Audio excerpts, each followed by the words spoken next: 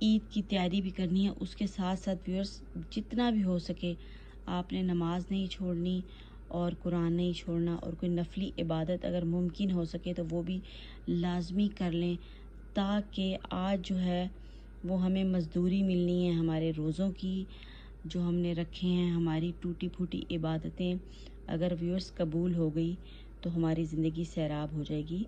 तो इसलिए लाजमी इसको मुमकिन बनाएं। तो व्यूअर्स अगर आपको वीडियो पसंद आ रही है तो अपने चैनल को सब्सक्राइब भी करना है, लाइक करें, और सब बहन भाइयों में भी लैलतुल जायज़ा का उनको भी थोड़ी सी याद दहानी करवा दें कि सब जो हैं वो इस रात को इबादत के बग़ैर ना छोड़ें और इबादत को ज़्यादा से ज़्यादा मुमकिन बनाएं।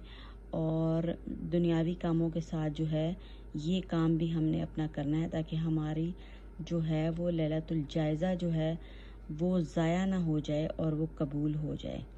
आमीन।